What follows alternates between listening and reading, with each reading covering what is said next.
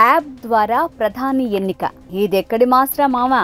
ఓ app ద్వారా దేశ ప్రధానిని ఎంచుకోవటం మీరు ఊహించగలరా? సోషల్ మీడియా లైవ్ చాట్లా అనిపించే డిస్కార్డ్ యాప్ ఇప్పుడు మన దేశ భవిష్యత్తును మలిచే వేదికగా మారింది. ఇదే అసలైన డిజిటల్ రెవల్యూషన్. నేపాల్లో నెలలుగా కొనసాగుతున్న జెన్జెడ్ నిరసనల తాలూకు ఫలితమిది.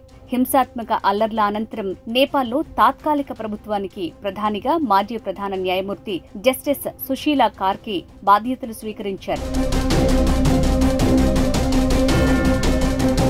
73 ఏళ్ల ఈ మాజీ ప్రధాన న్యాయమూర్తి దేశ చరిత్రలో తొలి మహిళా ప్రధాని.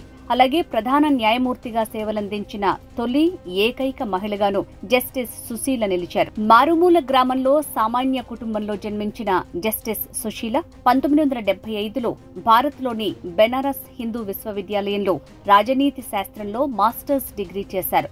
తరువాత నేపాల్లో న్యాయశాస్త్ర పట్టా సాధించారు. 32 ఏళ్ల పాటు న్యాయవాద వృత్తిలో ఉన్నారు. 2009లో సుప్రీంకోర్టు తాత్కాలిక న్యాయమూర్తిగా, 2010లో శాశ్వత న్యాయమూర్తిగా నియమితులయ్యారు. 2016 జూలైలో సీజే అయ్యారు. 11 నెలలు ఆ పదవిలో ఉన్నారు. నిర్భయంగా విధులు నిర్వహించిన న్యాయమూర్తిగా పేరు సంపాదించుకున్నారు. అయితే సుశీలా కార్కి ఎంపిక విధానం ఓ సంచలనమని చెప్పాలి. సాధారణంగా అధ్యక్షుడు, సైన్యాధిపతి, పార్టీల మధ్య చర్చల ద్వారా ప్రధాని ఎంపిక జరగాలి. కానీ ఇక్కడ జెన్జెడ్ ఆందోళనకారులే డిస్కార్డ్ యాప్ సర్వర్ ద్వారా ఆమె పేరును ప్రతిపాదించి ఓట్లతో ముద్ర వేశారు. యూత్ అగెనిస్ట్ కరప్షన్ అనే సర్వర్లో జరిగిన పోల్స్లో 1.3 లక్షల మంది పాల్గొన్నారు.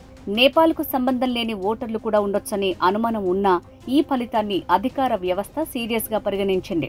డిస్కార్డ్ అనే గేమింగ్ యాప్ ఒక దేశ ప్రధానిని ఎంపిక చేసింది. టెక్నాలజీ, యువత ఆవేశం కలిసినప్పుడు రాజకీయాలు ఎంతవరకు మారుతాయో నేపాల్ కొత్త ఉదాహరణ చూపించింది.